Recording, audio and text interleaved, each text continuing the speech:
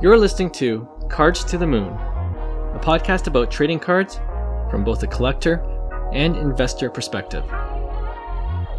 We hope you'll stick around for the ride as we take a deep dive into the state of the hobby, share some hot takes, hopefully some useful advice, and fun stories along the way. Hey guys, welcome back to another episode of Cards to the Moon. This is episode 268, and my name is Clark from 5cardguys.com and 5cardguys on Instagram and on YouTube. Now, co-hosting with me, but not as usual, is Roy, who we've talked about on this podcast several times as our Pokemon card friend. He's also been a guest on the pod, so I'm glad to have him back as a co-host today. And my other co-host for this episode, it's been a while since he's been back. It's Will, of course. Loyal listeners will know who he is. And today, for this episode, he's wearing his WWE card collector hat. All right, so welcome back, guys. How have you been? Good, thanks for having us. I'm very excited about this episode. I'm looking forward to spending some good time with you and Roy. I'm looking forward to this too. This is a long time coming, and so I'm glad we're finally recording today. All right, so you might have guessed, today's podcast episode will be mostly about non-sports cards, but we'll talk about both Pokemon and WWE cards more specifically, and I hope we're going to talk about them in a way that regular sports card collectors can understand, okay? And the reason why I wanted you guys to come on for this special episode is because Pokemon card values are going through the roof, and I wanted to try to make sense of it, okay? And I also wanted to talk about WWE cards, which will be coming out for Topps Chrome. I believe hasn't been out for Topps Chrome since 2021 when I was doing my research. And there also seems to be the potential for big time growth with wrestling cards. But before we dive in, let's do some reintroductions, just for the people who might be tuning in for the first time. Roy, let's start with you. For those who didn't hear our Pokemon episode with you, which was, a year ago or maybe even 2 years ago now. It's been a while. I'm wondering if you could let the audience know what you primarily collect and maybe talk about your sports card experience too, because you were, when I started collecting and got introduced to you guys, I knew Roy first as a sports card collector, and then we all know he quit. But tell us what you collect now, and a little bit about your sports card experience. Yeah, so for those that don't know, I did start collecting sports cards thanks to John and Young back, I think just pre-COVID or like in the midst of COVID. It was just nice to be able to speak to friends and relate on some type of hobby. So, I was buying fast singles, Luis Robert, who else is there? Ronald Acuna. Okay. And like baseball's not a sport I follow very much. I used to love it as a kid. Grew up with the World Series, when I was like 6-7 years old. So that was my experience. I did collect growing up, but it's not a sport that I followed, but it was just a nostalgia of collecting, ripping packs open, and just being able to talk to people about it. You know how that market went; it went up high and it went down pretty hard. So amongst that, I realized, I don't really like collecting sports cards, but I did really enjoy collecting Pokemon and playing the card game back in the day. So yeah, I slowly transitioned from sports to Pokemon cards.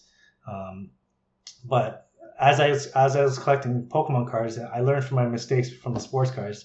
Instead of buying cheap, low singles, I was like, you know what? Maybe I should start investing a little bit higher, $1,000 plus cards instead of $100 to $200 cards. Mm-hmm. So I did that, and luckily, I feel like Pokemon followed sports trend very closely, or sports cards trend very closely. It was just like a year delayed. So when I got into Pokemon, it was actually, I thought it was really expensive at the time. Mm-hmm. And I was like, oh, should I be putting this kind of money in? But it ended up working out because everything was delayed, and, I bought some cards for $1,000 and they went up to $2,000-$3,000 in a short amount of time, and I was like, oh, this is fun. It's always fun when you're winning. Yeah, exactly. There's no scandals with Pokemon.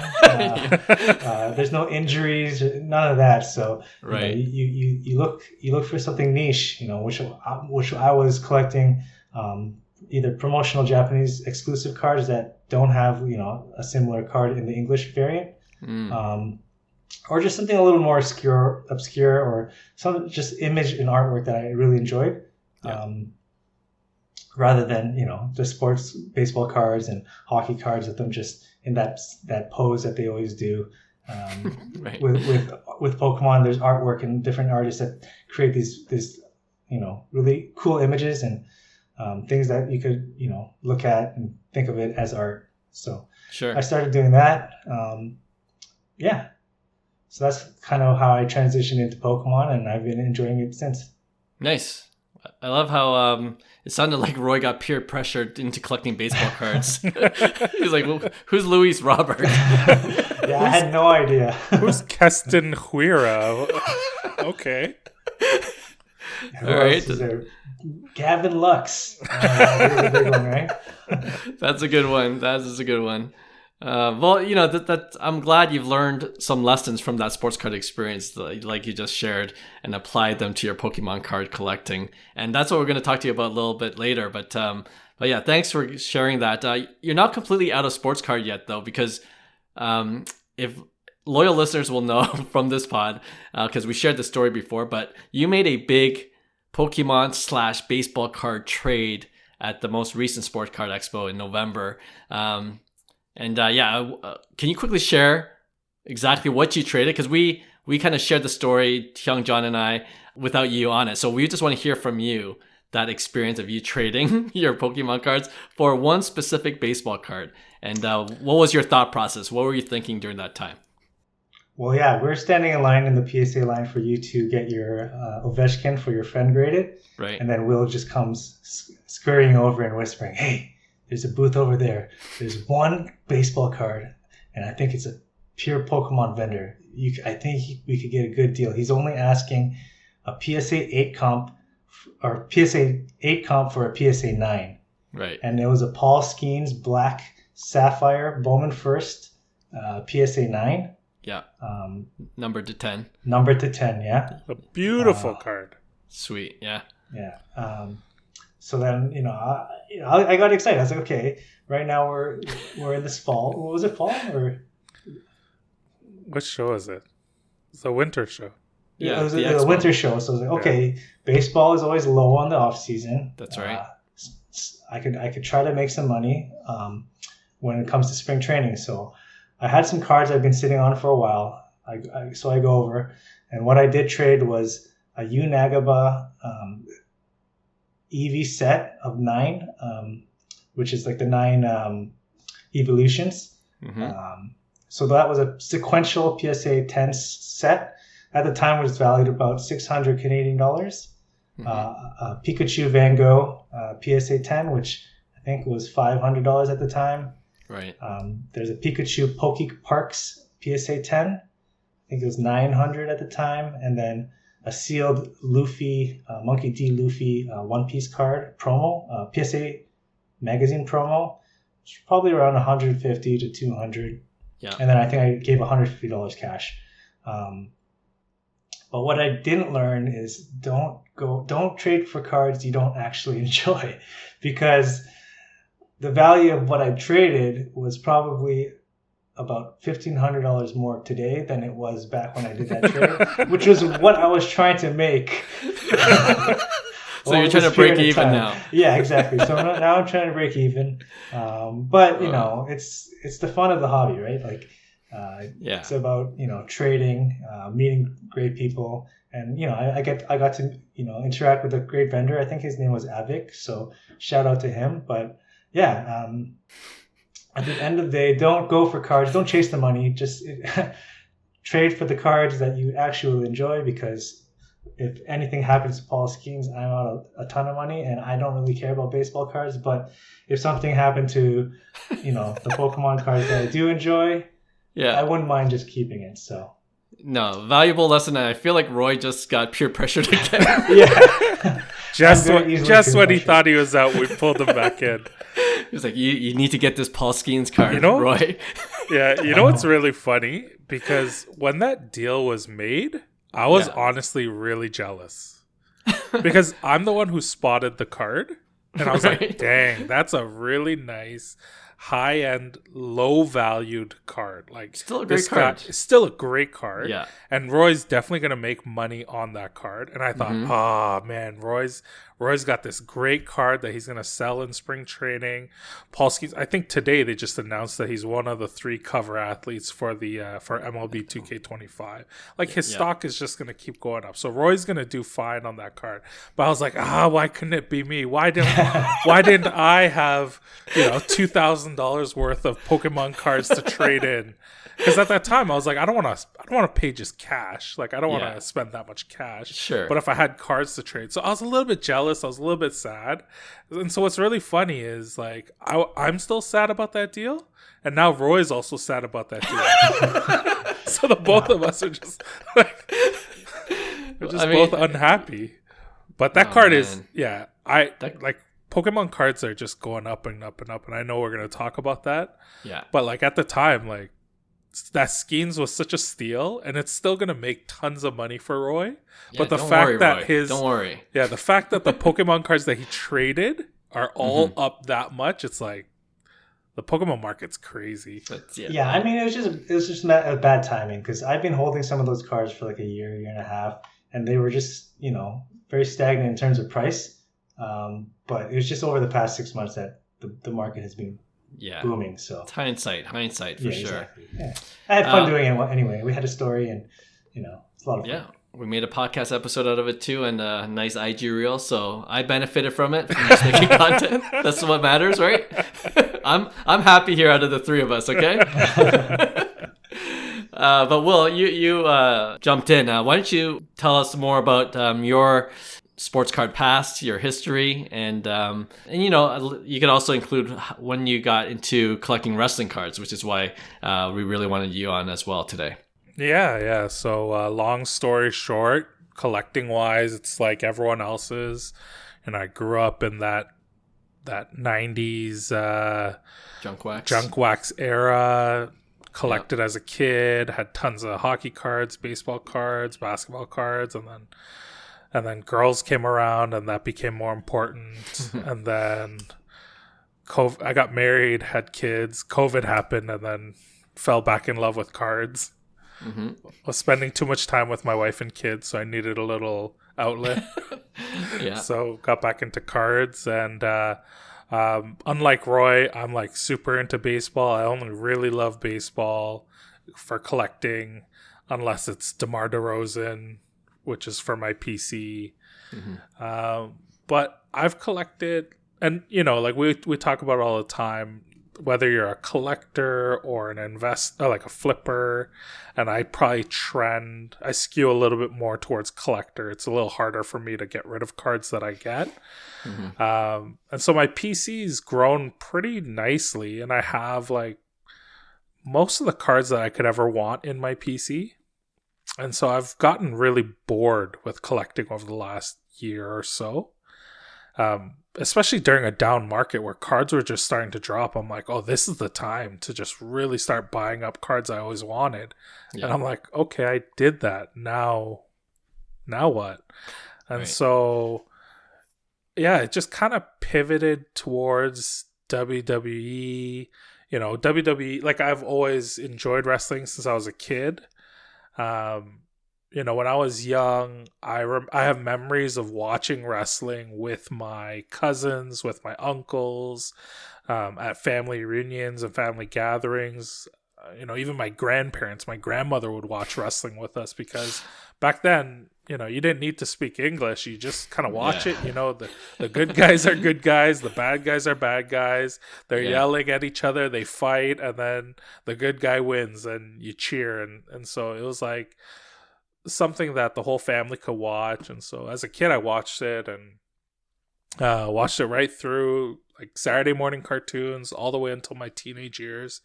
And then again, girls became much more interesting, so stopped watching wrestling. But in the last couple of years, I've been kind of falling back into wrestling. Like, I always kind of kept an eye out for like what are the major storylines, who are the major characters and wrestlers. But in the last like year, I would say I've like fully committed to watching wrestling all the time, listening to wrestling podcasts. And so yeah, my collecting journey is now going right into wrestling. I'm trying to liquidate a bunch of my higher end cards from baseball so that I could go right into some wrestling cards. Yeah. You're that serious. Okay. I mean, it kind of coincides with, and this is, I'm not really that into wrestling, but it seems to coincide with this resurgence of wrestling because, you know, there's the WWE Raw event was on Netflix, and like I have a Netflix subscription, and even I'm aware that there was something new going on with WWE programming, and it just seems like the hype is growing. And then, you know, of course, in the hobby, we had this new partnership announced between Topps and WWE again. So yeah, all these things seem to point in a positive trend, positive direction. So yeah, we'll definitely talk about that. But thanks for sharing your story, Will. And yeah, let's go right into hobby headlines. So let's start with Pokemon, okay? Because a lot has changed since we last spoke with you, Roy, on the podcast. And I have a few questions, and Will, feel free to jump in at any time in the conversation if you have questions of your own, because I know you also collect some Pokemon cards as well, right? And I don't know if you guys heard today's podcast that came out. We're recording this on January 28th, so this will be out next week. But in that podcast, Hyung wanted to be convinced of maybe dabbling into Pokemon cards. He says he still likes baseball, kind of same with Will and same with myself. We're primarily baseball card collectors. He likes this whole idea of prospecting, but he just doesn't understand Pokemon. I've seen the light. I'm dedicated to Pokemon card collecting too, but Hyung is still in the dark. I don't know. I don't think he could ever do it. I don't think Hyung could ever do it. Absolutely, I can't see Hyung collecting any Pokemon cards. Hyung's the type of guy that calls Pokemon Pokemons. So Pokemon. Yeah, Pokemons. Like, that's how you know he's not gonna get into it. I don't know. You know, maybe the flipping aspect. You know, when there's money involved, a lot more people get interested, right? That's but true. Yeah. Anyway, yeah, since we last spoke, and we kind of teased this at the top, card prices are inflated. It's virtually impossible to get boxes of new releases from your local hobby shop unless you're able to get on the pre-order list. And there are fights breaking out at Costco. I don't know if you've seen those reels. It's ridiculous and it's embarrassing at the same time. It's crazy. So, Roy, can you explain what's causing Pokemon cards to be in such hot demand right now? I think it's just there's such a yearning to collect some cards, because over the past 2 years, there's a new era, like Generation 9. It's called Scarlet and Violet. Mm-hmm. The card sets they've been kind of underwhelming. And then with 151 coming out, which is like the original 151 Pokemon, they made a set specifically dedicated to the first 151 Pokemon. I think it brought a lot of new collectors back in. And then over the past months, we've seen some very strong sets that are coming out with like Surging Sparks, Prismatic Evolutions, which is the set that just came out. And then there's still some sets to come out this year, which are like Journey Together, which is like the trainer and the Pokemon together. There's going to be a Team Rocket set and a Black and White theme set. So these are all very, anticipated sets for collectors, and it's just bringing more and more people back into the hobby. So over the past 2 years, there weren't too many cards that people were chasing, or they weren't too happy with the sets that came out in terms of what were on the card list. But with these strong sets coming out, and with the resurgence of the new wave of collectors from 151 coming back into the hobby, just supply can't meet demand. And we're seeing that now. At Costco, you're seeing 151 being wrestled over by grown men. Just to make a quick $50 or $20 to $50. So it's crazy. Yeah, that's what's making the prices go crazy. When did you notice that it started to heat up? Was it like on like when you were saying the release of 151?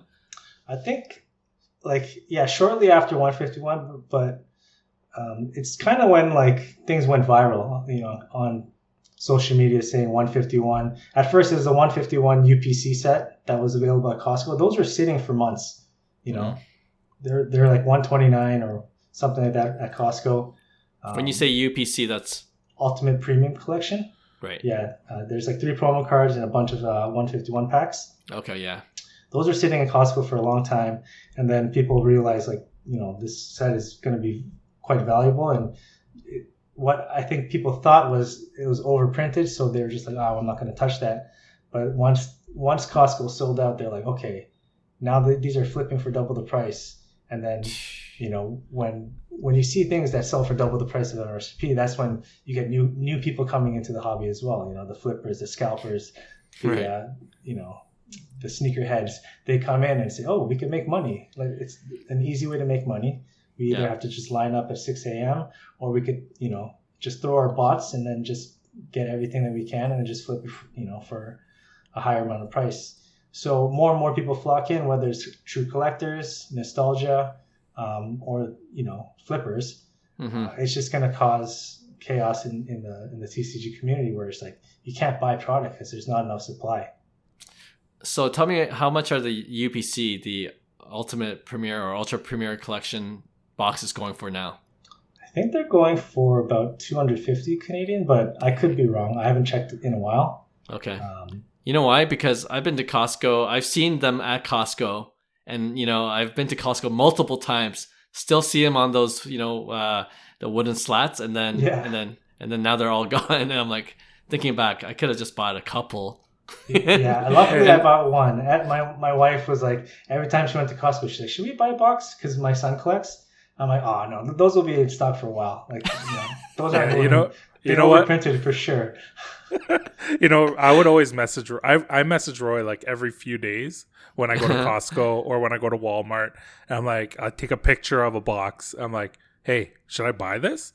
And Roy's answer is always like, "Nah, it's all right. You could." And then now I'm hearing that these boxes are doubled in price. I remember taking pictures of these boxes and sending it to Roy and be like, "Roy, I think I should get this." It's okay. So you can see where the hobby was a year ago, right? People they didn't even care about these cards because they thought either overprinted or there's just more supply than there is demand. Yeah. But once people realized that money can be made, which is a sad part of the hobby, but it is what it is. That's when newcomers come in and they just take everything that's out there. Yeah, I mean, we said this on the pod last week, and it's reminds me so much of the hobby hype in 2021-22 when you just couldn't find product on the shelves, and then FOMO sets in for everyone, and then that just ramps up the price, and so many similarities. So having said that, it kind of shows signs of the bubble as well. We all know what happened to the sports card market in 2022-23. It came crashing down for a lot of these modern products. Do you think that's going to be the same fate for Pokemon cards? Yeah, I think we are in a small bubble, and I think there will be maybe not a major correction, but there will be a correction, definitely. The growth over the past 3 months has been crazy. Everything has doubled in 3 months, and even 6 months ago, everything has 3-4x, depending on what cards you got. There were cards that were $3, $5 cards you could get.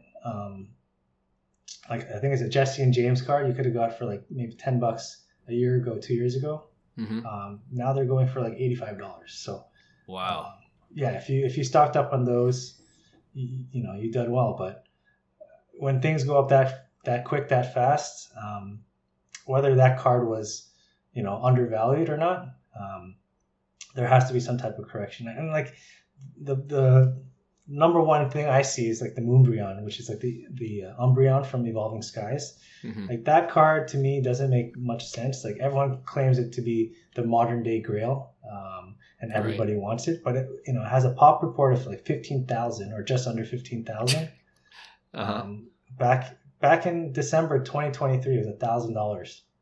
Now it's selling over 4,000 Canadian. Up to That's 4,500. It's wild. I bought a BGS 9.5 with 210s and two 9.5 subgrades 2 months ago or something for just over 2,000. I cross-graded. I got a PSA 10. Yeah. But just like a couple months ago, money could have been made like double your money, right? So right. That card doesn't make sense, and I think we are in some type of bubble. And there definitely will be a correction, but I still think there's going to be a bull run for about a year because of those sets I talked about earlier. Like there's a lot of strong sets coming back to back to back, and when you have very strong sets, there's going to be that demand, and there's not going to be enough supply to supply that demand. And next year is also the 30th anniversary, so there's a lot of anticipation to come. So it could keep going until. Yeah, I think it might plateau a bit.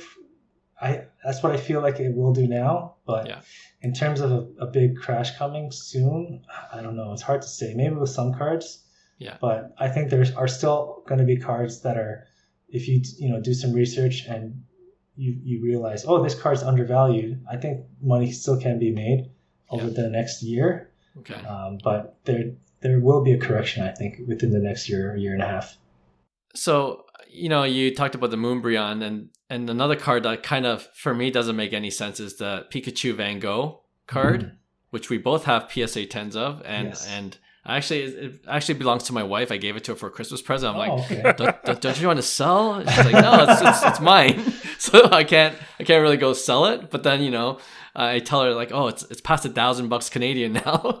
So, and I think she's just holding till, if it ever hits 2,000, okay, if it's double. But my question is, at what point do you say like, okay, this is an obvious bubble, it's got to sell? Like you talked about the pop count for the Moonbryon, but if you look at the pop count for the Pikachu Van Gogh, you already know this, it's past 33,000. What? Now for a PSA 10, and it went from what, 400 or 500 to $1,000, like I said, Canadian. Again, another card that doubled. Yeah. Like which cards are you like, you know what, maybe it's a good time to sell, or I'm going to hold on to, go with the, ride it out because of all these new hot releases coming out in the new year? How are you thinking about it? Yeah, it's hard to say with the Pokemon community because there's just so many more collectors than there are like sports cards in terms of like, how many Luka Doncic collectors are there? Are there like multi-millions? Probably not.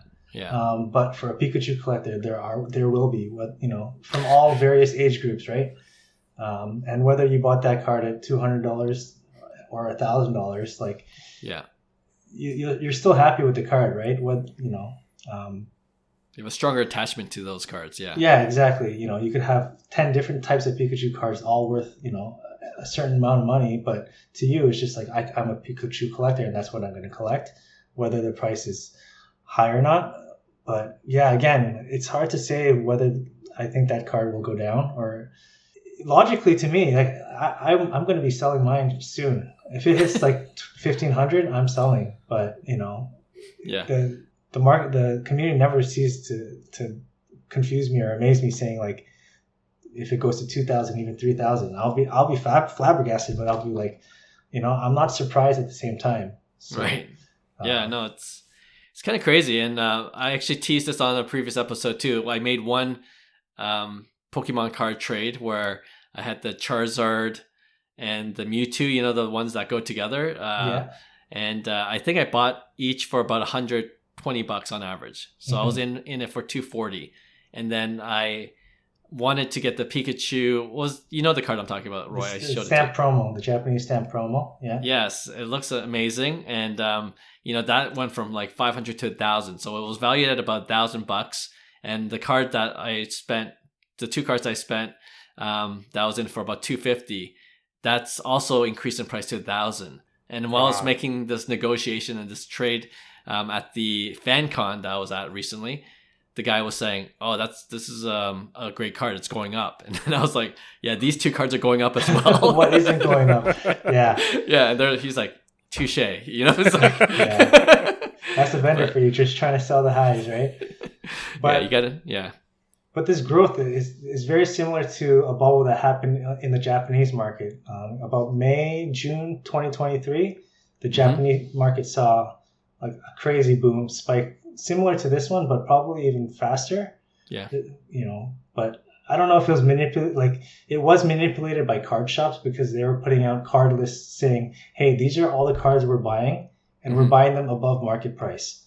And then, one card shop would put their list out, another card shop would put their list out at higher prices. So that exponentially just raised prices. Right. So like I had a card that was $2,000 at the time, and it went up to $20,000. Wow. I should have listened to John's advice, because he was like, sell that card now. Yeah. Because it's going down. But I was so naive, and I was just like, no, it's going to keep going up.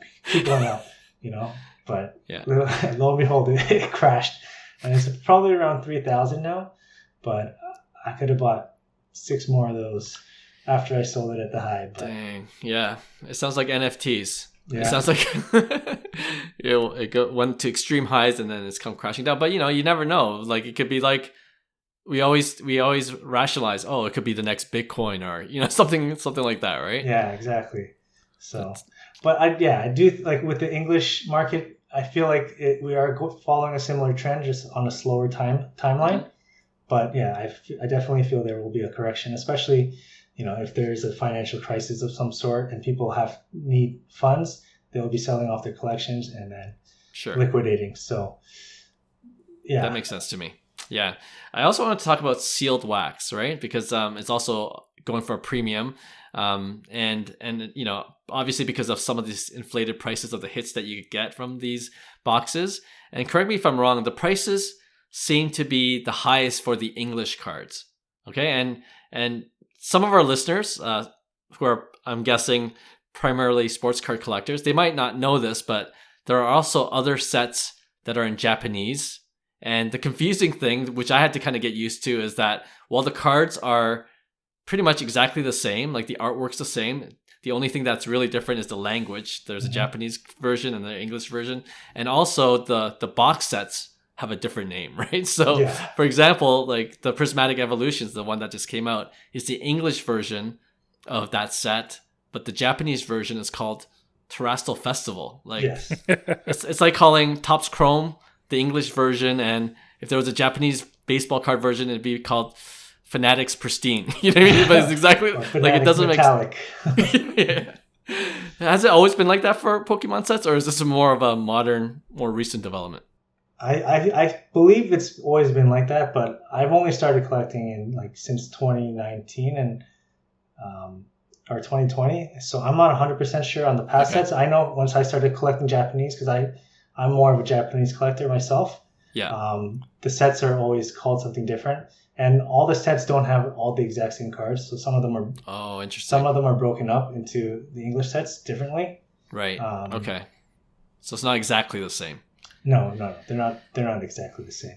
Okay. I was curious. I want to follow up with that because I know you are primarily a Japanese Pokemon card collector, but seeing the premium on these English cards, have you started collecting more English cards, or are you still sticking with Japanese?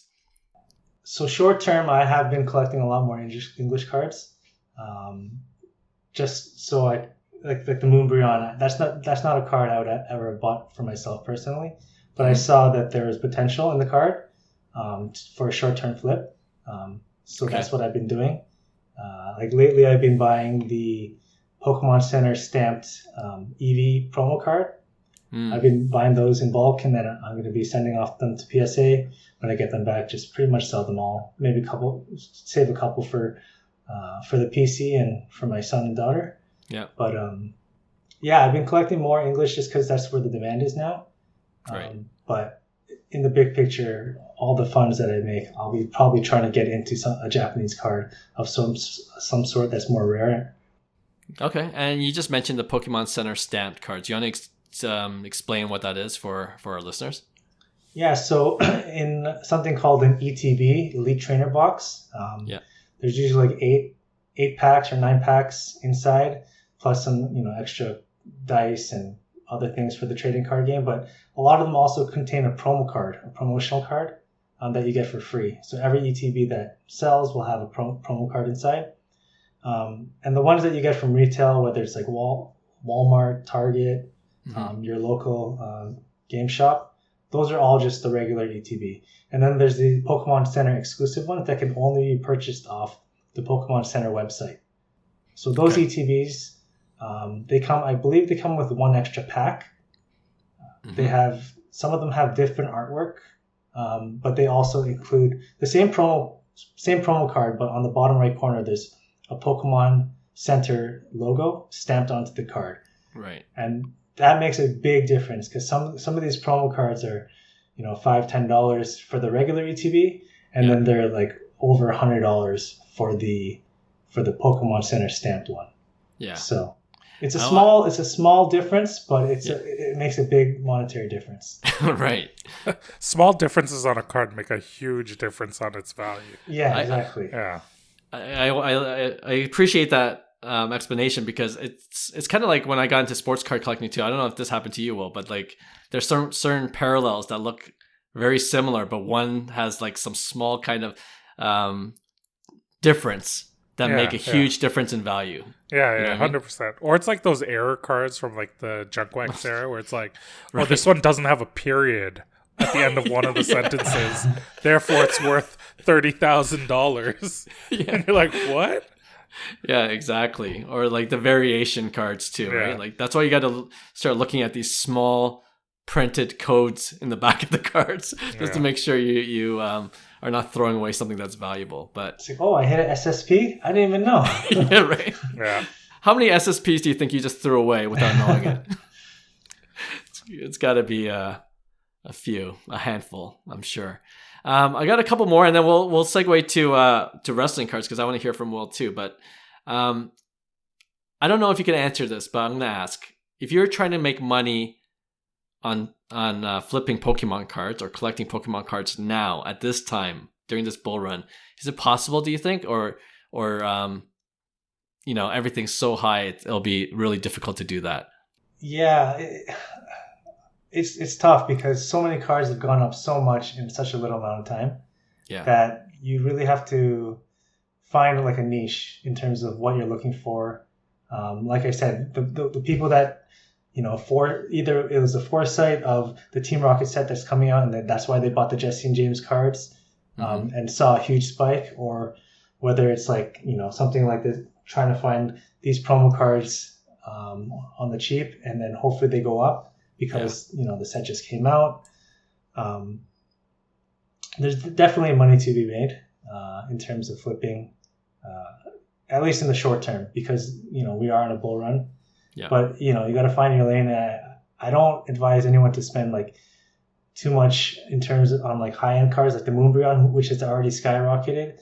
I don't know how much more legs that has to go up, but I could be wrong. It could go up to 6,000-7,000.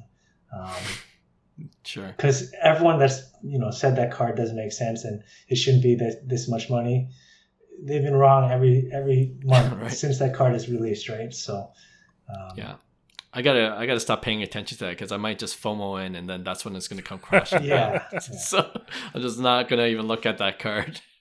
I wanted to bring this up too before we talk about wrestling, but before we started recording this pod, you mentioned a recent scandal. And I feel like this is what always happens when a market starts to really grow and there's a lot of money involved. There's always some kind of like scandal. And the most recent one, and I saw some clips that you shared with me, and some of these influencers, Pokemon card influencers, are saying this might be the biggest scandal in Pokemon card history, even bigger than the Logan Paul when he thought he had the Pokemon cards and his G.I. Joe cards in. It's bigger than that, apparently. Do you want to talk about what this recent scandal is and see how big it actually is? Yeah, so this kind of broke over the past couple of days and I was sick, so I haven't gone too deep into it, but I know that there used to be these cards called like the prototype cards, which were before the TCG came out. The founders of these cards had these cards that were prototypes of what the card game would look like. Yeah. So apparently there's only a small amount of sets that were out there. But recently they've been great getting sold on the market. with very high grades from CGC, which a lot of people thought, how can there be so many copies, coming out all at the same time? They flooded the market, whereas in years past they haven't even seen like one or two sell. So that kind of raised red flags for some people. But it's crazy that CGC graded these cards, because what happened was, from my understanding, is one of the old founders of Pokemon, who is no longer part of the company. I think he was laid off a few years ago. He supposedly had all these sets, and he was asking some of the higher end collectors if they want to purchase these sets, that they are real. I think some of them declined, but eventually a lot of them got graded by CGC. Most of them coming back 9.5s, 9s, even pristine 10s, which makes no sense, because these were prototypes that were supposed to be played with in a very small quantity. Yet it was graded in such high grades by CGC. So and these were sold not just to one person, like the Logan Paul incident, where one person gets scammed at $3.5 million, but it's a multi-million-dollar scam spread over thousands of collectors. Right. And I've heard stories where like people, who don't have big collections, but say, I want a piece of Pokemon history. I want something like this, because some of the cards ended up being like just under $1,000 US. Like I think it was like an Oddish and all these other types of cards that were, they were just cheaper in value. So people are like, okay, I want to sell some of my collection so I could own a piece of Pokemon history. But at the end of the day, they got scammed, because what happened was they got high resolution scans of these cards. And when Xerox and Canon, they print out, whether it's those printers, they have some type of metadata within the printing that can't be seen by your eyes. You need like a high definition scan, and it locates these codes. And someone did a high def scan and noticed that all these cards were printed in 2024, which is last year. So, no. Yeah, so these are supposed to be 1996 cards, prototype cards, but how were they printed last year? Yeah, that's crazy. I don't know the full details of who's distributing them, but I also think that CGC needs to be held accountable, because they graded with authenticity. As that's pretty much their main job, is to authenticate these products, right? And someone from the Pokemon community was the one that was able to find it. That's the due diligence these grading companies need to be doing, right? Like their main job is to authenticate and grade based on authenticity, right? So sure. Wow. There's going to be some pretty big news on this coming forward, some investigation, and it's pretty big news. No, for sure. I mean, it's a developing story, and I don't think at this point CGC has responded with anything, right? So no, not that I'm aware of. Yeah, I guess we're waiting for CGC to respond, and I think on one of the reels, one of those cards went for about 24,000 US. Yeah, I think some people that were collecting a bunch of them, like that's hundreds of thousands of dollars of their money, whether they're rich or not. Crazy. Like that's hard-earned money, right? And to think that a card is authentic because a grading company authenticates it, and to be told that it's not real and it's been scammed, they need to be held responsible in some sort of way. Like I feel like every buyer of that card needs to be refunded. Because it's like, how are people going to trust CGC ever again, right? Yeah, no, it's kind of similar to what we talked about in the last episode, where, the whole CT scanning controversy and the one thing the hobby, and you can include Pokemon and sports card collectors in it, the one thing the hobby has going for it is like the passion of the collectors. They're very good at self-policing and it's figuring out what the scams are and reporting it, because there's so many people that are passionate about this hobby. So I'm not surprised that if this is all true, it's because, some super collector sleuths were investigating themselves to see, whether this was actually legit or not.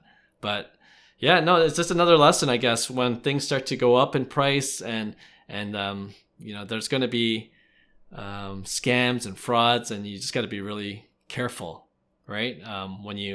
Especially when you start to buy more higher end cards. Yeah, for sure. Yeah. Well, we'll stay on top of that news too, because it's so interesting, and just the way it's going to play out, it's going to be impacting a lot of collectors. Okay, let's pivot now to WWE cards. Will has been patiently waiting in the in the room, and I don't know where you want to start, Will. Do you want to start with a new partnership with WWE and Topps? Is that a good place to start? Do you think like the return of Topps Chrome WWE cards since 2021 will attract more wrestling fans to start collecting WWE cards? Yeah, well, before that, I gotta say, I wasn't waiting. I was just listening and enjoying. As the number one fan of this podcast and sometimes co-host, I was just like, it was nice. I was like just listening, and this episode, I've got video, so I was just watching you and Roy, so it was nice. Wow, that's crazy about those cards. I hope CGC offers a buyback, right? Like, they got to do something. They have to do something. Yeah. Which reminds me, what happened with the Logan Paul one? With the wrapping company? Did they? Ooh. Like, what was the resolution? Like, I think whoever Logan Paul bought it from refunded Logan Paul, and then I don't know what happened to the guy who sold it to Logan Paul. Yeah. Well, I mean, perfect transition because Logan Paul is a WWE wrestler. Right. Yeah, I think. Yeah, we could talk about that Fanatics partnership, but even before that, you were mentioning how WWE's now on Netflix. Yeah. There's been this growth in wrestling over the last couple of years. TKO bought WWE. TKO brought in a lot of power and money, and you've probably watched the documentary, the Mr. McMahon documentary. Vince McMahon is no longer a part of WWE. He's been criticized for years and years that he had too much creative control, and he wouldn't let Triple H or any of the other writers or any of the other creators or content, like the people coming up with ideas, that he wouldn't let them do anything. And so a lot of people in the wrestling world looked at Vince as kind of like, this old, he had just completely lost connection with wrestling. And so with TKO coming in, with Vince being out, people have been really excited about the storytelling and about the characters and all that kind of stuff. And then with TKO coming in and with Netflix coming in, I've watched every episode so far that's been on Netflix. And even production value, like even camera angles, like everything feels really fresh, really new. And so there's just this growth that's happening with wrestling.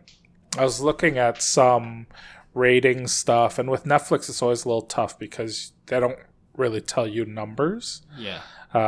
The first week that they had, that opening week that they had Raw, that was viewed by, I think they estimated 6 million people or something like that. Wow. Which is very, very high. And that episode or that show was always going to be viewed more than anything else because they had The Rock come out, they had John Cena, they had all these celebrities and everything. And so the subsequent weeks haven't been as high, but they're still doing really well. I just watched Monday night's Raw episode. They were in Atlanta, and they had Little Baby, Little Yachty. They had 2 Chainz. They had, they had all these. So they had Quavo coming down with Jey Uso. I don't know if you know any other wrestlers, but Jey Uso is the hottest wrestler right now. He's so over with the fans. Everyone loves him. He's is he a good guy or a villain? Sometimes, with wrestling, sometimes good, sometimes bad. Right now he's good, and he is probably the most celebrated and pushed wrestler from the fans right now. And he comes down through the audience when he doesn't come down the normal entrance. He just comes down, and during his theme song, they're all the whole crowd is dancing and kind of chanting along with his theme song. And so he came down with Quavo, and it's very much in the culture, wrestling is. And, it's so much in the culture that these are like cultural phenomenons that I don't, like, as a 41-year-old man, I don't know who these people are. Right. Like, there's this guy, younger podcast listeners will be like, you idiot, Will. Kai Cenat. I think he's like a really big streamer. He's a YouTuber. Yeah, he's like a YouTuber streamer. Yeah. And he was on the episode yesterday. And, so it's like these big cultural phenomenons. Everyone's so into it. And so I really see wrestling's just growing in terms of people's attentions. It's now on Netflix, so even you, Clark, when you're looking for something to watch, you can't help but see it all the time. Netflix Netflix uploaded or WWE uploaded tons of their content onto Netflix's servers, so you could watch all of the pay-per-views from previous years. That's cool. Next Saturday is the Royal Rumble, and the Royal Rumble is kind of like, it's a really poor way of describing it, so wrestling fans, please forgive me, but we're trying to talk to sports cards and sports fanatics. It's kind of like playoff season. So Royal Rumble goes into WrestleMania, and WrestleMania is kind of like the big the Super Bowl. It's like the Super Bowl, and Royal Rumble's happening next week, and that'll be like, I think that'll be like the first time the Royal Rumble's on Netflix and not a pay-per-view. And so it'll be really interesting to see how many people are going to watch and all that kind of stuff. And they're just throwing a lot of attention, a lot of media, a lot of advertising. Like, I know Netflix is as well. I think my Netflix subscriptions are all going up by a couple dollars, and that's probably because they have this partnership with WWE. They're spending a lot, Yeah. So alongside of that, you also have Fanatics coming in, and just like they did with basketball and all these other sports, they just bullied their way in. They kicked Panini to the curb. The players' associations of different sports are all like, yeah, we're kind of done with Panini. And so that's what Fanatics did with WWE as well. So 2025 is the return of Topps Chrome. Like you mentioned earlier, Clark, I think the last year of Topps Chrome was 2021. Panini took over in 2022. So 2022, 23, 24 were Panini. I think they were supposed to have it for 2025, and then Topps was going to take over in 26. But because of all the maneuvering and whatever, Topps Chrome is coming back this year. And I think that release is going to be massive. It's already been massive. It's set to release on January 31st, which is in a couple days. But there was a pre-release release, which I didn't even know about. So it's like January 15th or something like that, where you could go in and you could register for like a lottery ticket for your chance to get a couple hobby boxes. And I missed it, and I was too late, and it was sold out like immediately. And I was really bummed out. But there's a release date of this, the end of January 31st, so maybe Topps will have some more on its website. I hope it does. If not, I'm going to be buying at secondary pricing, and it's going to suck. But yeah, like, they've released a ton of photo images of the Topps Chrome set, and a lot of information, a lot of social media posts. Like, it's the first time The Rock is signing in a very long time. That's exciting. Yeah, they've got all these legends signing. Every auto I've seen so far is on card, which is huge, because I think when Panini had the license, outside of like their higher end, like Flawless or those kinds of products, their standard like Prism or Select, I think they're always on like a sticker auto, which is like the worst. Like, you might as well just buy Leaf wrestling cards.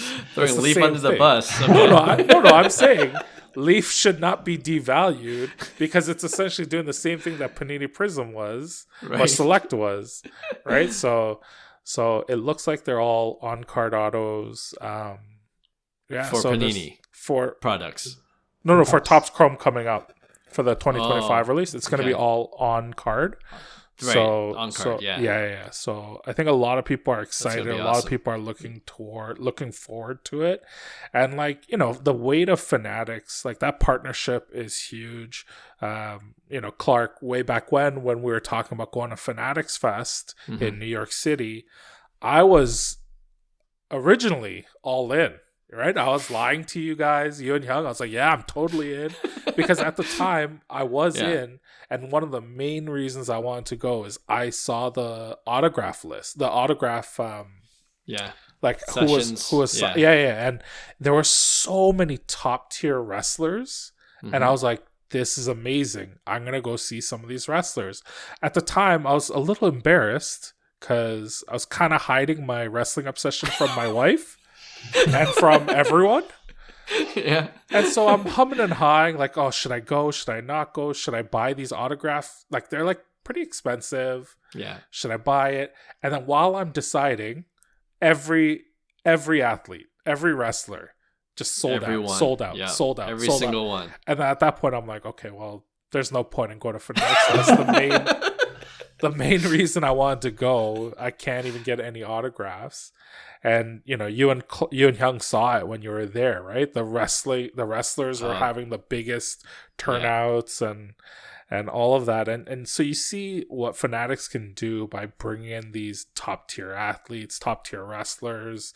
They also have all the merchandise connections and memorabilia connections. So patch cards should look a lot better, and if you look at what Fanatics has done with Topps in the last couple of years, like with Topps Chrome Update with the what were those MLB debut patch autos, like those things are like amazing. Like the hype on it's so high now, for sure. And you gotta think that they'll do the same with wrestling cards.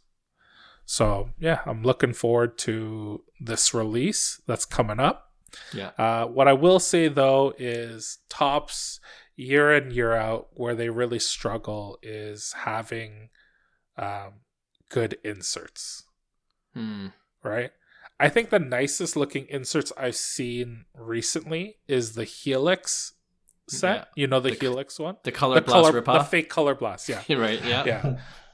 I think that's the nicest insert that Topps has Home Field Advantage. Home Field Advantage is also nice, but that's the also a downtown ripoff. Yeah. So as long as Topps keeps stealing Panini's ideas, then we're okay. Steal what's good with Panini, and then ditch the rest. Yeah. It's a good strategy. So I like the Helix insert set, but I hopefully Topps will come up with some. I mean, Panini will come up with some really good insert sets that Topps can steal in 2 years' time. Yeah. So yeah. No, I think that's the only thing that's lacking. Yeah. No, I appreciate all the background and what I just learned from what you just shared was the real reason why you didn't come to Fanatics Fest. I thought it was just a scheduling issue, but the real reason was that all the autograph sessions were booked, and he didn't want to be embarrassed to tell anyone that he's a huge wrestling fan. But no, that's not what it was. It was like I was very much on the fence. If I could have gotten Rhea Ripley's autograph, I would have 100% gone. But once that was not available, I was like, do I really want to hang out with Clark and Hyung for 3 days? It was a good time, man. It was more like, what is worth my wife being in my ear about? Well, I'm very curious actually to see what they're gonna do in the second year of Fanatics Fest, which is in June, and I'm sure wrestling's gonna have a huge presence again. And you're right, like when we're there, they had a huge wrestling exhibit at Fanatics Fest, and they just had that the entrance ramp that they all came out of, and then they even had like Tom Brady come out, do his move, and other athletes and other celebrities kind of do their thing, and it was always a spectacle. Like it was never empty, that area, the whole area. And like you said, the autograph sessions, they were the first. I didn't get it at the time. I'm like, why are the wrestlers all booked first? Like it was sold out immediately, almost immediately. Yeah. Yeah, so that's crazy. It was a special lineup. It was like all their champions, all their current day champions, and like all their top stars. And so yeah, you usually don't see that kind of lineup. Yeah.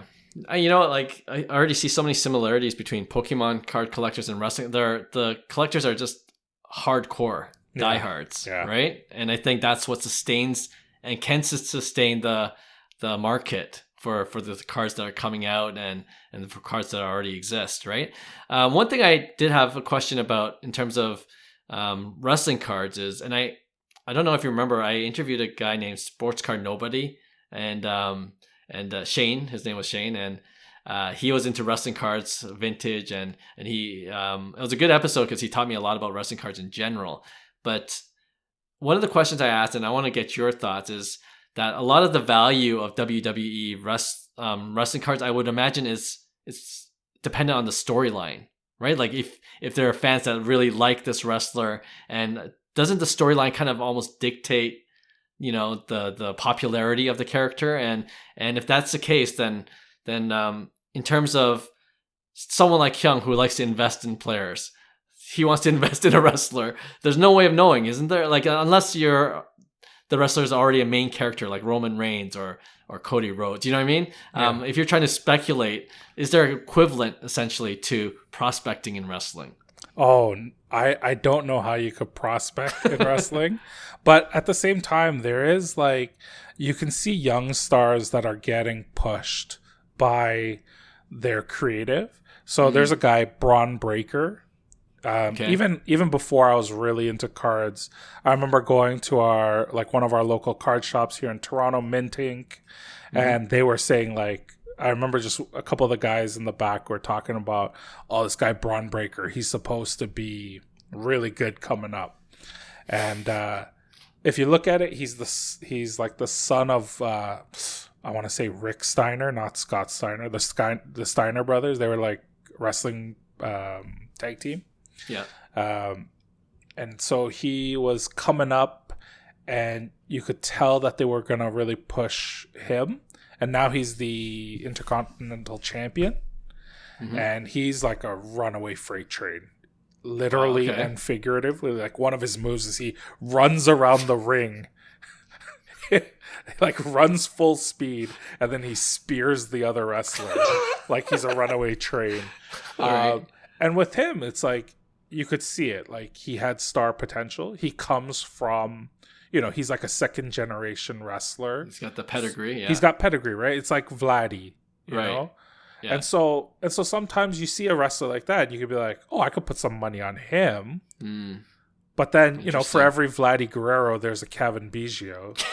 And I have Kevin, you know, I still love Kevin Biggio. So I still have a couple like decent Kevin Biggio cards, but he's got no value. Right. You know, so in that way, Hyung's kind of right? Prospecting's not as easy. Yeah. But one of the interesting things about wrestling is, you know, I mentioned Jey Uso earlier on. There's nothing inherently special about Jey Uso. And I think if the writers, like the WWE writers, I don't think they ever would have planned for him to be the star that he is, but it's purely because the fans love him. Wow, his merchandise, like his t-shirt sales are number one. His viewer ratings are like the highest. His crowd, like they call it pop, right? When the crowd goes crazy. His pop is the highest, like the loudest out of all the other, like anyone who shows up. Even yesterday's episode I'm watching, you know, they had champions come on. He's never been a champion. Right? That's part of his storyline. He actually has never won the big championship. And yet he gets the most buzz, the most attention, the most love. Yeah. And so Jey Uso is purely propped up by the fans' love and admiration for him. That's cool. You can't do that. No matter how hard I love DeMar DeRozan, the rest of the world won't care. And they're not going to give DeMar DeRozan a championship because I love DeMar DeRozan so much. That's right. Yeah. But so many people love Jey Uso that he's getting pushed up, he's getting propped up. And so in that way, you can't collect like prospecting like you do in baseball, but you can see where the fans are at, and you can see who the stars are, and you just kind of align yourself with them. And, you know, we always talk about it on this podcast. Collect what you love. Collect who you love. Mm-hmm. So even for me, like, there's some wrestlers who are really, really big who I love. Like Rhea Ripley. She is the female equivalent to Jey Uso. She gets the most pop. She gets the most love and attention. And so I would love to collect her cards. But then there's other wrestlers who are smaller and not as revered, not as loved, that I'm still going to chase after their cards as well. Okay. And that's more like PC. You know, like Scotty B cards. He collects Billy Butler. You know, that's his PC, right? So yeah, you could do that with wrestling too. That makes sense. Yeah. No, you know what? But you did give us some insight, because just look at the T-shirt sales. That might have a bit of a, you know, might offer a clue into who might be popular, really popular next. But no, that's good. That's good stuff. You know what? It's hard to believe, but we're over an hour, and we haven't even hit the last couple of segments. But I kind of anticipate this when Will's on, especially when Will's on. I feel like it was mostly Pokemon talk, and I'm not even complaining. I really enjoyed the Pokemon stuff. No, I love it too. I got a couple of questions before we go into our next segment, but this one's for both of you. If you're going to hold any cards, because, you know, wrestling cards seem to be going up, and Pokemon cards are going up. If you're going to hold any cards, which ones would they be? Even through the bull run, you're like, I'm just holding on, and you know, whether it's for PC or whether you think it's a good long-term investment. Well, you could go first. Okay, so I'm going to give away a little secret right now. Mm-hmm. It's the cards that I am currently targeting. And I'm doing this because I know that this episode's going to release in a few days' time. Mm-hmm. And I need to put that pressure on myself to actually buy these cards. Yeah. So, I mentioned Panini had wrestling for 2022, 23, 24. Yeah. Panini makes great inserts. There are Kabooms, Color Blasts, and Downtowns. Yeah. And those are no longer going to be made. And they weren't made before 2022. So you have a very limited set. Interesting. And it's not like when I have a Color Blast of Vladdy that's unlicensed, or a Kaboom of Vladdy that's unlicensed. Right. These are the licensed cards of these wrestlers. And they're never going to be made again. And so you have a very small set.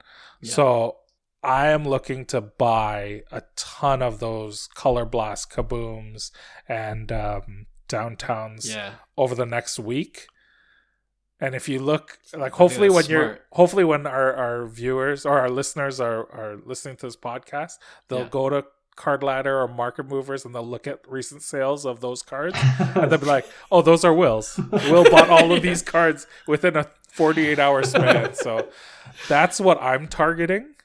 But in general, I think targeting the same as baseball, especially when it comes to Topps Chrome, lower end parallels, on card autos, pick the stars, that kind of stuff. Okay. How about you, Roy? Any Pokemon cards you're holding on to? Yeah, lately I've been on like a vintage hunt, so I've been buying a lot of vintage lots or singles. So I think vintage is so undervalued in the Pokemon market. I don't know if it's because there's so many new collectors and they only know full art cards. But there's something special about these like older cards that you don't get that same feeling. So I've been targeting those cards, and I think those are the ones I'll be holding, just because I do feel like they are undervalued. They're not spiking up like the rest of the modern cards, which I think will correct itself.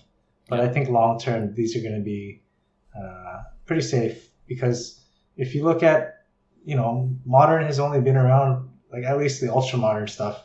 They've been collecting since like 2016 to 20, so only the past like 10 years. But in another 10 years, what are they going to be considered, right? And with the pop count so high, what will we see in terms of pricing?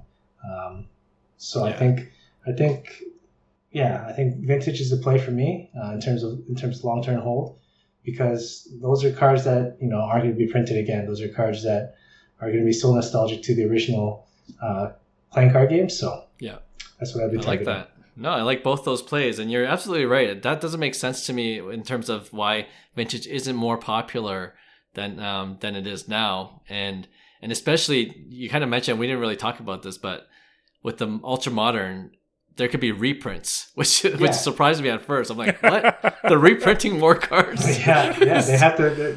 I think Pokemon just announced that they're going to be printing more Surging Sparks and Wow. What's it called? Yeah. Prismatic Evolutions. I don't know about Surging Sparks for sure. I think I overheard that, but they announced Wouldn't publicly. surprise me. Yeah, exactly. Yeah. They'll just print anything until their pockets are filled, right? So. Yeah, and then like you said, they won't deal with vintage, so that you're safe there. But yeah, exactly. Until they do. Yeah, if they do that, then I don't know. Where are all these Charizard Hollows coming from? Well, maybe if they do a high def scan, they could see that. Do you see when it was printed? Yeah, exactly. Could be the guy from one of the original founders just magically comes across all these old vintage cards. Oh man, that'll be even bigger scandal. All right, let's that's a good place to segue into our next segment, and it's called Quiz Show. So you guys heard John and Hyung do Quiz Show. Usually they're horrible at it, but every once in a while they hit a few questions. And this Quiz Show, I got 2 Pokemon questions and 2 wrestling questions, and wrestling card questions, and you guys could both answer all 4 of them. All right. So the first one is it's a Pokemon question. The Guinness Book of World Records in 2022 revealed that Logan Paul purchased a Pikachu Illustrator card, PSA 10, worth $5.275 million. I'm sure that's not a surprise to you. It's been on the hobby news for a while. And he bought it from a buyer in Dubai. Logan Paul actually gave the owner $4 million in cash, plus which card that was valued at $1.275 million at the time? Well, you want to go have a crack at it? I should go first because Roy probably knows the answer. So he traded a card too. Yeah. And it's a Pokemon card. Yep. So it's got to be that Charizard PSA 10, right? Good guess. That's my guess. Okay. Roy, do you know the answer? Yeah, I do. Okay. Do you want me to say it? Yes. It was the same card, the Illustrator Pikachu, but in a PSA 9. Oh, so he wanted to upgrade it from the 9 to the only 10 in the world. Oh, it's the only 10? Yeah. Wow. Yeah. So yeah, no, I had a feeling Roy would know it, but I thought that was interesting. One for one, Roy. We did it. 1 for 1, baby. He's got to get the wrestling ones right to go perfect. That's the hard one. All right. Question number 2. In a Fanatics live stream a couple months ago, I think in November, you talked about this wrestler already, Will. WWE superstar Rhea Ripley scribbled an autograph on a plain piece of paper. Like it was just a ripped plain piece of paper. And she was trying to sell it on the live auction. So it's being live streamed. Okay. Ripped a piece of paper, signed her name, but she also wrote or inscribed, "I licked here." And then she proceeded to lick the piece of paper on that spot. And then all of a sudden there were bids coming in like crazy, right? So, yeah. So what did that piece of paper with that inscription and her autograph sell for? $150, $600, or $1,200? Oh, I was gonna say a like lot lower than I was thought. gonna say like thousands upon thousands. Yeah, you could have said 10,000 or been like $10,000. It was like it's cool story, but it was literally here. See this? Rip the paper, I'm gonna sign it, lick, and then sell within the hour or something. You know what I mean? It was a live auction. Well, WWE used to sell kiss cards where like the divas would kiss the card and you'd see like lipstick imprints. Yeah. Wow. Great on mommy. Good job for her. I'm gonna have to say the highest amount, 1,200. Yeah, I would have to agree. And I would have given more, so she missed out. I missed out too. It was a 1 of 1, that's for sure. Yeah. Yeah, you know what? I was surprised it went for that low, but it sold for $580, so about $600. My goodness. Wow. Yeah, what a steal! Maybe people weren't watching. Yeah, It wasn't enough. Yeah, it felt like it was like just kind of a spur of the moment thing, but that was a cool story. All right, question 3: what are the different variations of the Pikachu card number 58 from the 1999 Pokemon game set? Wow. Are we talking about like the shadowless and the red cheeks and all that stuff? Yeah. Oh, not bad. Okay, Roy. I'm contributing. So, this first edition, shadowless, red cheeks and yellow cheeks. Okay, so you got shadowless, Jungle red edition, cheeks. I think. Jungle's a different set. Oh, it's a different. Yeah. Oh, so it's the first set. Okay, so you got shadowless yellow cheeks, shadowless red cheeks. And you said first edition, red and yellow? There's one more that I saw on Card Ladder. So I don't know how accurate this is, but you got 4. Unlimited yellow? I think that's right. There was the one that's just called yellow cheeks. Okay. So I guess that's the unlimited. All right, there you go. Roy really does know his Pokemon. That's how you know he's an expert. Yeah, I know. Seriously. I gotta think of harder questions next time. All right. And speaking of which, I really want the first edition red cheeks. That's one of the vintage cards I'm targeting. That's a good one. Yeah. So it's on my watch list. All right. Last question for quiz show. Back to wrestling. The 1982 Wrestling All-Stars Hulk Hogan Series A card. It's number 2. It sold recently, I think December of 2024. So just last month. A PSA 9 version of it. For how much? All right. So it's much more than the Rhea Ripley piece of paper. It shouldn't be, but okay. But this 1982 Wrestling All-Stars Hulk Hogan, it's a bright yellow border, PSA 9. 53,000, 132,000, or 238,000. Oh. Just sold last month. 238,000. Roy? 128, was it? 132. 132. I'm going to say 132. We're in the middle? All right. The correct answer is 132,000. Oh my God. Yes. Roy's so good at quiz show. Roy's a quiz show genius. I got that Ripley one incorrect. I thought that, when you were describing that, I thought it was over 10K for sure. Oh man, I should have put 10. D, yeah. We added our own option. D, 10,000. I should have made it higher in hindsight. All right, that's our segment of quiz show for this week. We'll end off with our regular weekly segment we call Pick One.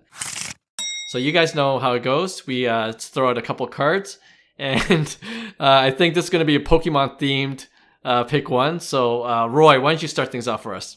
All right, so would you rather have a 1999 Tropical Wind Japanese promo card, which was a promotional card that was given out to the participants of the Tropical Mega Battle tournament, which was in Hawaii in 1999. So that was like one of the earliest international Pokemon TCG tournaments. And I think there's like less than 600 copies given out. Ooh. So would you rather have that in a BGS 8, which recently sold for $5,000 US? Okay. Or everyone's favorite 1999 first edition Charizard in a PSA 4, which I think also recently sold for about $5,000 US. Wow. I can go first. I feel like the right answer is the Tropical Mega Battle. I feel like that's the right answer. But I'm going with the Charizard Holo.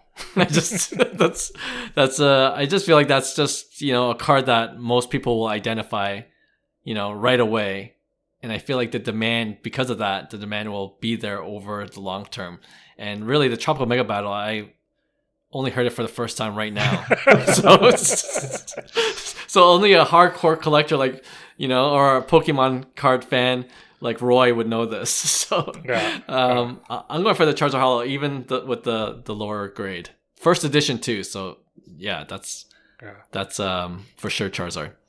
That is like verbatim what I was thinking.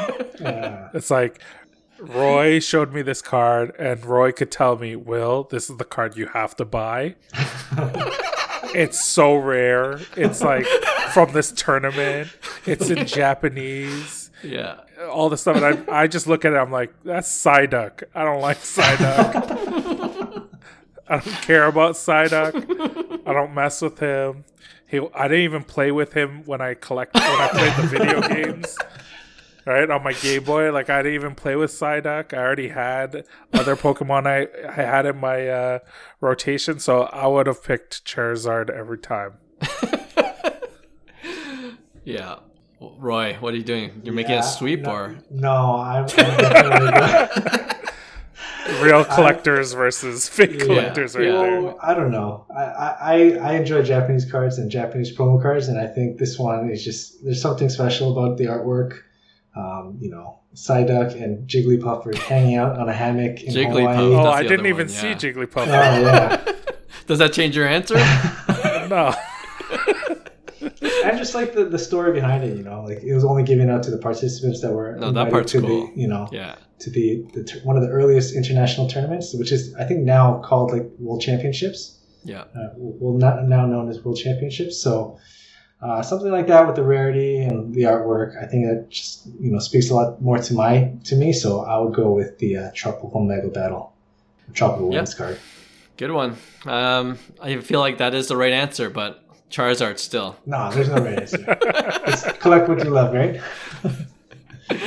That's right. Collect what you love. All right. I'll go second because I know what Will's is, and I think that's a good way to end the show. But mine is also a Charizard Holo, but it's not the first edition.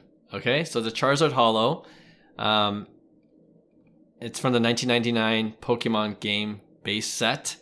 And the PSA 10 version sold for 11,000. So it fluctuates between 10 to 11,000 over the past year. I'm going to put that up against the Poncho Pikachu Charizard full art Pokemon card from the 2016 promo Japanese set, a PSA 10 as well. So you got the Charizard Holo base, not the first edition, but a PSA 10, or the Poncho Pikachu's Charizard PSA 10. I'll go first. I'm 100% picking the Pikachu. The Charizard, it's not the first edition, so it just looks like the bootleg version.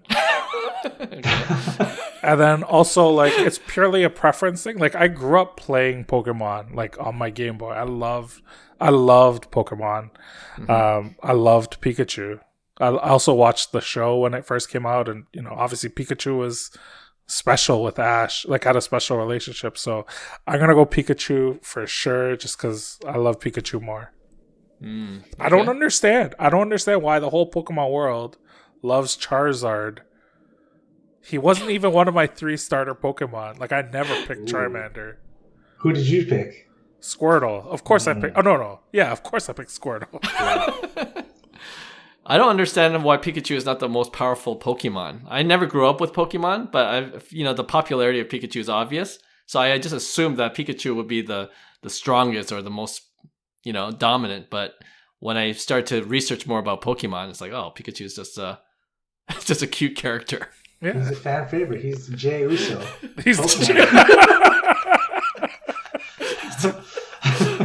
tying it all back in. There we go. Perfect circle. I love it. Although, spoiler alert, but Ash won his first world championship in the show. Damn, I was gonna watch that episode. Oh, okay, so what are you doing, Roy? I have a feeling I know what he's gonna do, but yeah, I'm picking the Charizard. What? Wow! Because I already have the Poncho Pikachu. You don't want 2? You don't want? Well, I had the other version, the Y. I think the Charizard Y. Okay. What is the difference between Charizard X and Charizard Y? It's the different versions of the Mega Charizard. So the X, I think, is shiny, and the Y that's not. But I'm not 100% positive. I actually didn't play the game since I think it was Yellow. I think after Yellow I didn't play, and then watching my son play, I'm seeing like, what are these shiny Pokemon? Oh my god, watching your son play Pokemon was the most confusing thing I've ever seen.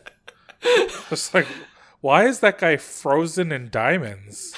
Oh yeah, that's the new Touristal. Yeah, and he's just like making fun of me, like, you don't know? What a bully. But yeah, so yeah, I think even if I didn't have, if I didn't have the poncho, I would probably go for that, just because the artwork just speaks to me. Pikachu being one of my favorite Pokemon as well. But because I have that card already, I would like to diversify my portfolio and get the Charizard PSA 10 Unlimited. What's the pop on that though? The Charizard. The Charizard? It's got to be pretty high. The pop count is 1,839. Oh, okay. So it's probably similar to the poncho. Oh, sorry. The poncho is 1,839. Oh, okay. Sorry, my bad. Wow, it's almost like Roy knew exactly what the poncho PSAs are. Yeah, I knew the Charizard is 490. Oh, okay. Oh, it's very low. 490. All right. Yeah, but there's just so many variants. There's the unlimited, there's the shadowless, and then there's the first edition, and then there's like gray stamp, thick stamp, and all that kind of stuff. So, yeah, I think the Charizard is a little too. I don't know. It's such an iconic card. I'll stick with that. Okay, I'm going to stick with Charizard too. I know I know Will calls it the bootleg version, but really, I'm not going to be able to afford the first edition PSA 10 Charizard Holo, right? So if you want a nice Charizard Holo, I think this is would be the closest to my budget, although it's pretty high still. But I do like the Poncho Pikachu. But then now that I've seen the pop count, there's another reason to go for the Charizard Holo at less than 500. So that's a good number. All right, let's end it off with Will's 1v1. All right, so I got a good one for you guys. It was made specifically for the two of you. So you have to pick one.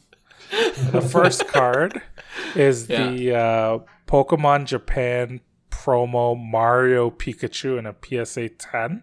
So that's Pikachu wearing this Mario costume. I like it. Versus a 2009 Bowman Chrome Mike Trout Refractor Auto BGS 95. Okay, so the Pikachu popped 1787. In 2022, it was a $2,500 card. And then it went up to $8,000 for a few sales, and then it settled back down to around $5,000 or $6,000 in the last year or so. But in January of this year, there's been some recent sales of about $8,000 again. The last two auctions were for $8,300 versus the Mike Trout. I think last sold was $5,500. Mm-hmm. The pop is $209. But the peak of this Mike Trout card in March 2021 sold at Golden was $62,000. Yeah, so you got to pick one. Which one are you going to pick? Go ahead, Roy. I already know. Yes, it's a sad story with this Mario Pikachu, because I had a chance to buy the full set of 4 cards in sequential PSA 10 for $6,000, and I declined it because I was trying to negotiate a $100 difference. And that bit me in the butt, because that $100 difference is now a $10,000 difference. So, but that's still a card I'm chasing. Actually, I might trade that same Charizard or the Poncho Pikachu for this Mario. So I'm definitely going for that Mario, and also it's because I don't want another baseball card in my collection. Are you sure? I think you need to pick one up. Can you imagine if Roy just accidentally messes around and he ends up with a Mike Trout Refractor Auto and a Paul Skeens out of 10 Black Sapphire? Like, he just ends up with the most iconic, most high value baseball cards just by accident. That would be Wouldn't surprise me. Yeah, for me, I'm going the other way, because the Mike Trout Bowman Chrome. Actually, I recorded a podcast with Paul Hickey earlier, but I think this episode's going to come out first. And this is my card. I just bought it, which is what the inside joke is. The BGS 95 Mike Trout. I sold my PSA 9 base. Loyal listeners of the podcast will know that. And I came back in with the BGS 95 Refractor numbered to 500. So yeah, and then you kind of beat me to the punch. The high was once 64,000, and I don't think it's ever going to go up that high, but one healthy year, please, Mike Trout. One healthy year. I think this card can, maybe go up 50%. So that's what I'm hoping for. And Mike Trout's already a Hall of Famer in my eyes. So I don't think he's with real people, real players, you got to worry about scandals. But I think Mike Trout's a safe bet. So I'm going with Mike Trout. I think that's the problem with Mike Trout. Just not enough scandals. Not enough like personality and character. Like it's better safe. Better to be safe than sorry. He's such a good guy. He just suffers on the Angels for a decade. No, instead of complaining. He's and too loyal. Just imagine if he went to the Dodgers. He'd be worth oh my god. He's celebrating with Shohei. Yeah. I mean, like when I look at your Mike Trout card, that is probably one of my non-PC cards that I would love to have in my collection forever, right? Like non-PC players that I would love to have in my collection forever. Mike Trout is iconic. And this card is iconic. And, even if he'd never played another game in his career, he'd be a Hall of Famer very easily. But it's nowhere close to the obsession I have with this Pokemon Pikachu Mario card. I think this is one of the best looking cards I've ever seen in my life. I think the image on it is just so cool. It's bringing together two of my favorite video games of all time, two of the most iconic characters of all time. It's like if you put Mike Trout in Mickey Mouse ears. Would you go for that card instead? I wasn't done yet. In a Spider-Man costume with Wolverine claws. Like, oh wow! Yeah, okay, I'm a big fan of that Mario Pikachu card, and what's crazy is I remember Roy and I just talking all the time about that card and about like wanting to go in, and he's been trying to convince me the whole time to get into Pokemon cards, and I know he was talking to you a lot too, Clark. And when I look at this card, I'm reminded, I missed the boat again. Yeah, it's a cool looking card. All right. Wow, this is a marathon episode. I'm sure our listeners will enjoy all 1 hour, 30 minutes of it. But I appreciate you guys coming on, sharing your knowledge about Pokemon cards and wrestling cards. And I know we'll have you back on the show. We got to do one with like all 5 of us, with Young and John here. Maybe we'll do a live version where we're all in the same, probably a Young studio. And let's break or rip some cards soon. Because we haven't done that in a while. Yeah. I'll bring the WWE. Nice.